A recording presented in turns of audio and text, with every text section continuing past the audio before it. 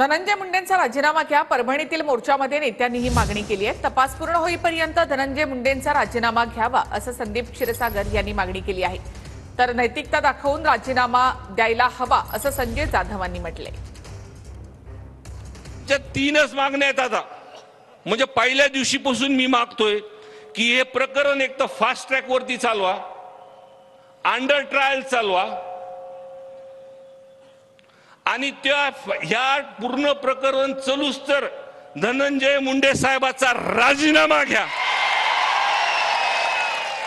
आणि जे काही मास्टर माइंड किंवा सीडीआर वरती हे माणसं सापडतील ह्यांना डायरेक्ट फासावरती चढवा। धनंजय मुंडे यांचा अतिशय निकटवर्तीय जो माणूस आहे किंवा जवळचा माणूस आहे, ज्याच्या माध्यमातून परळी विधानसभा मतदारसंघ असो किंवा बीड जिल्हा असो, याच्यामध्ये धनंजय मुंडेंनी त्याच्यावर विश्वास टाकला, तो आरोपी आहे, खंडणीच्या गुन्ह्यातला आरोपी आहे। त्याच्यामुळं निश्चितपणानं आमची मागणी आहे की निपक्षपातीपणे चौकशी जर व्हायची असेल तर धनंजय मुंडे यांनी स्वतःहून मंत्रिपदापासून दूर व्हावं किंवा पक्षश्रेष्ठींनी तशी कारवाई करावी।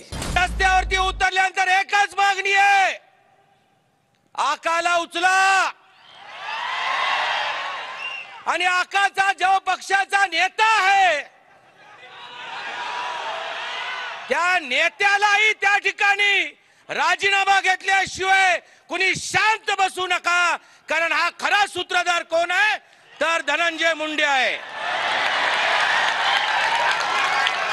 लोकांची भूमिका आली, तुम्ही मराठ्यांच्या बाजूने बोललात, अभिनंदन। अरे जातीवंत मराठा आहे, पण बीडची जी कळकळ आहे, हा जो गुंडाराज आहे, हा एका विशिष्ट असणाऱ्या नेत्यांचा जी दादागिरी आहे त्याला आम्हाला घरी पोहोचवल्याशिवाय राहायचं, थांत बसायचं नाही, ही महत्वाची भूमिका आहे।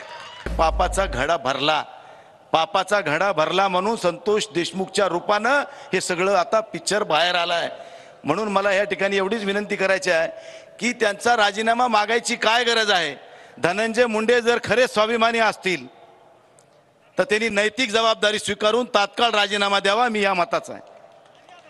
कारण वाल्मिक कराड कोण आहे, ह्यांचा राईट हँड, मग खारीतला शुक्राचार्य कोण हे आता आपल्याला विचारायची गरज नाही।